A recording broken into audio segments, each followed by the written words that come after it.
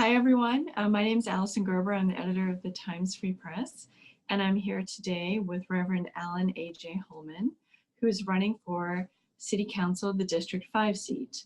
If you could, Reverend Holman, just start off by telling us a little bit about yourself and what qualifies you to take on this role, and if you're elected, what your highest priority would be. Okay, my name is Alan Holman, as stated. It's so good to have this opportunity, and I really appreciate this privilege. I'm a pastor. I've been pastoring for 44 years, 12 of which here in Chattanooga. I pastor in two churches, Bethel AME Church and Joseph Chapel AME Church. Bethel's in the Churchville community, and Joseph Chapel is in the Bozentown community. And I believe that my relationship with members, with parishioners, and developing relationships within a congregation and within a community, I want to take those expertise to a larger level. I want to be able to build relationships, and building relationships builds communities. Thank you so much. We're going to start off with some questions about the budget. As we near a full year since the coronavirus first appeared in Chattanooga, businesses and individuals here are struggling because of COVID-19 and the economic impacts. How would you provide aid to those businesses and families that have been hit the hardest by the pandemic? And are there programs currently in place that you would keep? Or what other programs would you add? Well, as far as programs are concerned, there are several programs offered, I say, by the various faith community entities. And I would hope that we would better our relationships with our community as relates to our city government, and that our community centers will be built up, that our community centers will be in the budget to where it will be equally for all of the community centers across the city, not just in one particular area. We would make sure that they would have the proper equipment in each of the centers. We'll make sure that would have the correct staff, enough staffing, and we want to make sure that everything is proportioned equally, and not just in one particular area, and that the budget allocations are fair, that the budget will go across all the various areas. Thank you, sir. Yes, ma'am. Paving and transportation consistently rank at the top of citizens' top concerns, according to annual studies done by the city. What transportation or infrastructure goals would you have if you're elected? I believe one of the most important things is that our bus system, Carter, for example, I think they don't go out far enough. They don't cover all of the areas that's really needed. And a lot of the residents that need transportation, they can't afford taxi cabs, they can't afford Uber, they can't afford Lyft, and they don't have the funds to pay for that type of transportation. And it seems like they can't depend on other people to transport them to the places they need to go. So I think that the busing system, that routing should be expanded tremendously, and which means you would have to have more drivers.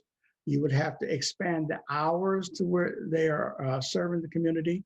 So that would be the major factor right there. Make sure that the buses can go to all of the areas where residents are, and not just a limited group of people.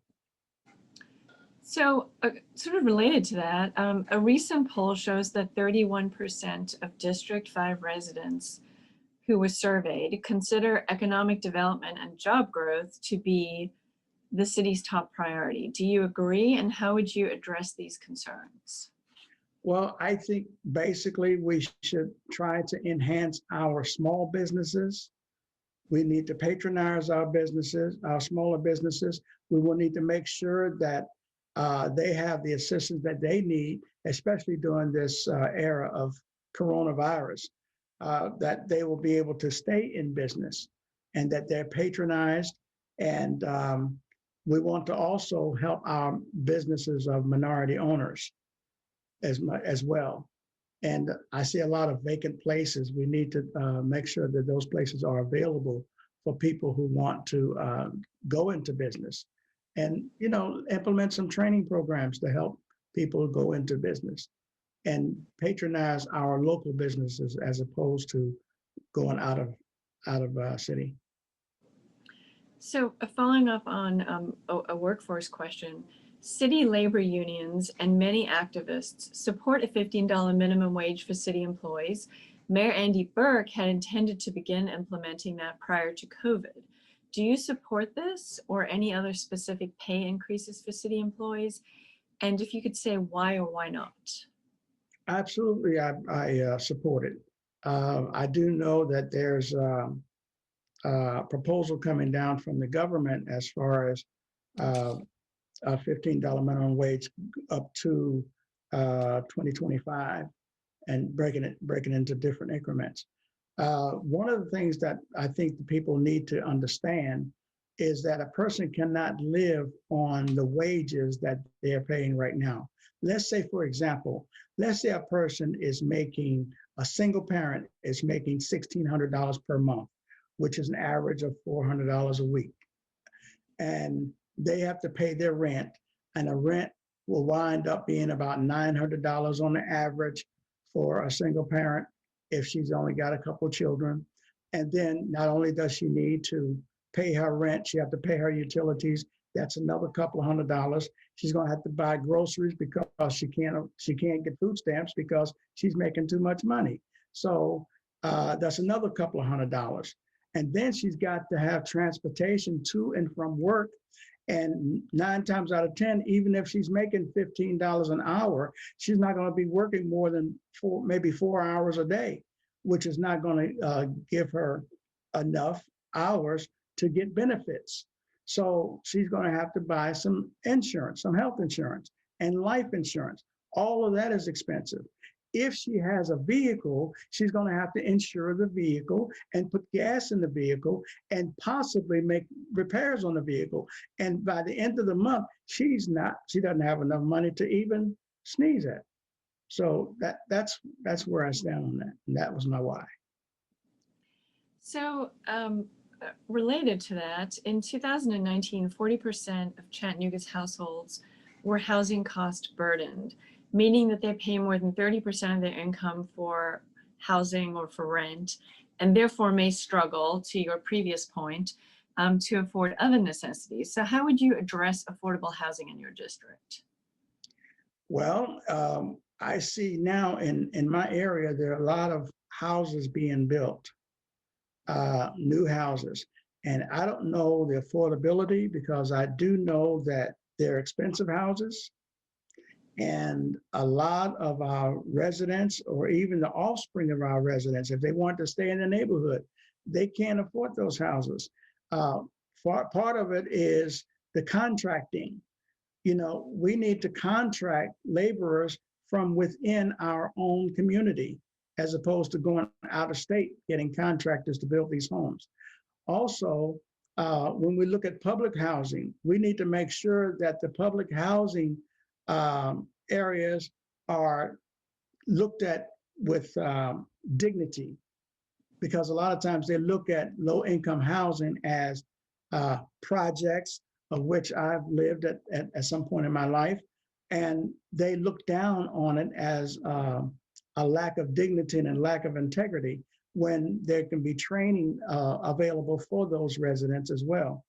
The cost of the housing, I think, like I said, with the contracting, I think the owners of the properties can be empathetic with the renters, and make sure that they are taking care of the houses as well, taking care of the places, because there are a lot of renters that are not taking care of their property. And I know that's a little red flag right there, but to whom much is given, much is required. So if you're going to make sure that your property is up to par and that it's livable. Thank you for your answer. Moving on to public safety. Last year, last year in Chattanooga, there was a sharp increase in gun violence, as there was across the country, largely attributed to the coronavirus and the consequences resulting from that. How would you work as a council member to lower crime in your district? Well, my main motto, I always say, building relationships builds communities. We have to develop relationships not only with our neighbors, we have to develop relationships with our law enforcement.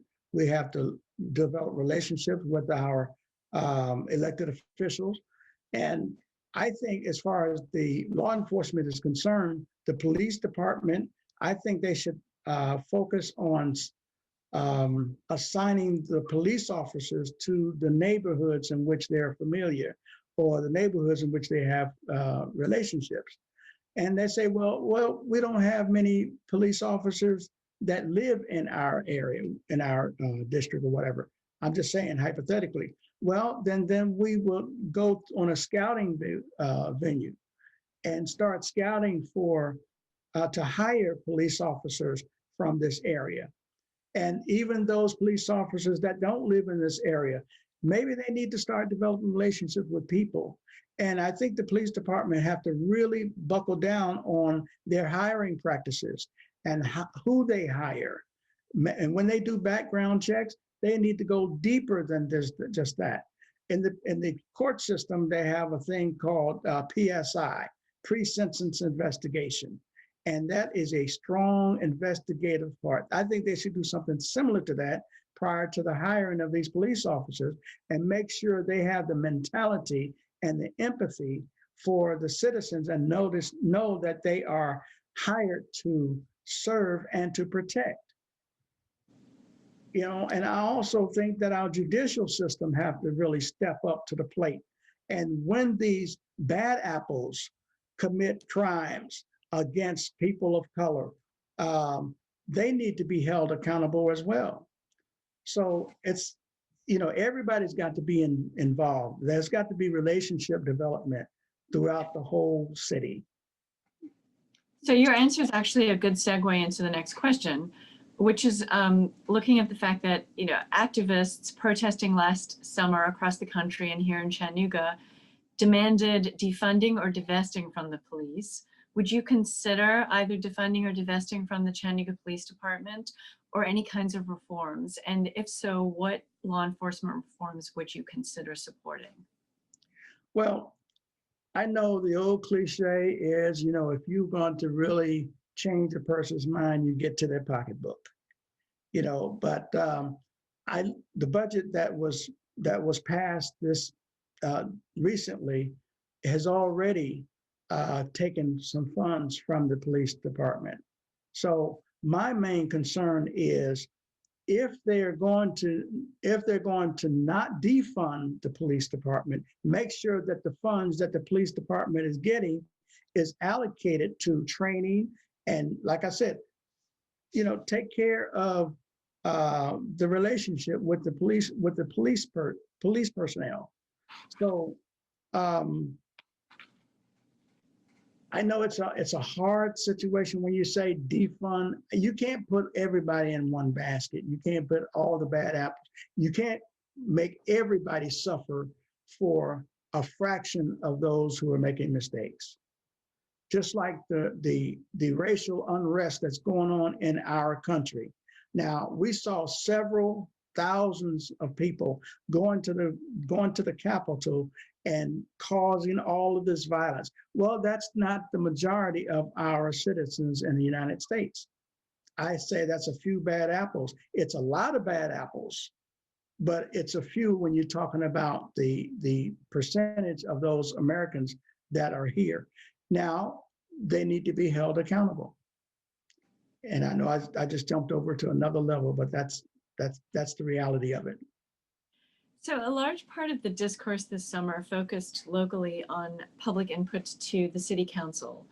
Do you support current City Council restrictions on public input during meetings? Would you change these policies or support changing these policies or make any other efforts to encourage public input? Okay, I would always encourage public input because all of us, the candidates as well as those who are already in the seat, we are here to serve our constituents.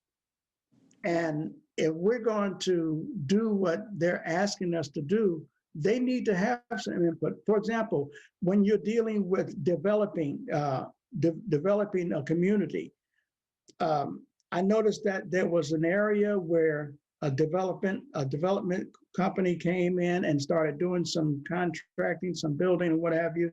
And there were some residents that say they didn't know. I think it's more important. Number one, we can post signs all day long saying that there's going to be a rezoning proposition, or there's going to be some development going on, and you can come to this town hall meeting. I don't think posting signs is enough. I think it's the responsibility of the representative to make sure that all of their constituents is informed about what's coming down the pike. And I also think that the elected officials should also let the residents know what's going on down in planning and zoning, because planning and zoning, they have long-term plans, and it's our responsibility to make sure we know those plans and make sure that our constituents know what's coming down the pike. So if they have any objection, then they can voice that before they come to the meeting. Because I think we should be proactive rather than reactive. Thank you. So switching to a new topic, have you received a COVID-19 vaccine? And if not, will you receive one when available, when your slot comes up? I have not received one. I may. I haven't really, as they say, the jury's still out on that, because I know that there are 3 available. You have the Pfizer and you have the Moderna, and then you also have Johnson & Johnson's coming out, and I think they're trying to propose a vaccine where you don't have to have the second. I'm really studying the data, and I'm also studying the outcome of those who have already taken the vaccine to see what the side effects are, because every human being have different health concerns. You could be healthy as a bull, but still have some health concerns.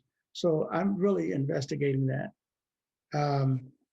I encourage those who feel confident, do so. But if you don't feel confident, and being a spiritual person, I will say pray about it. So what should the relationship between the mayor and city council look like? And will you cultivate a relationship with the new administration? I believe that each council person should have a one-on-one relationship with each other, all of them. I think they should know each other off the court, as they say, and have some kind of communication with each other on a one-on-one basis. The same thing with the mayor. We are like liaisons to the community for the mayor. And we're more or less the ears of the community. And I think when we communicate with the mayor would take our advice seriously, because we're speaking on behalf of the people. And I know the people elected all of us, will have elected all of us. So I think the relationship should be one-on-one, even before you get to the meeting. And one last question, would you support public money for a new Chattanooga Lookouts Stadium, should that request be made? I'm sorry, I didn't understand that question. There's been some discussion in the past of the Lookouts Stadium, which is downtown, moving into like a nicer facility. And there's been some speculation, or no request has been made, about whether public money should be used for that or might be used for that. And so the question is, would you support public money to support a new baseball stadium for the city? If that comes up. It hasn't come up yet, but if it does. Well, it depends on the other budgetary items that that the city has. It depends on our communities. We can do a lot downtown, and that's fine. That's all well and good. But our communities need a lot of help. We need help with infrastructure. We need help with uh, housing. We need help with communication. All of these things ought to be addressed before we start talking about a new stadium. That's just my opinion.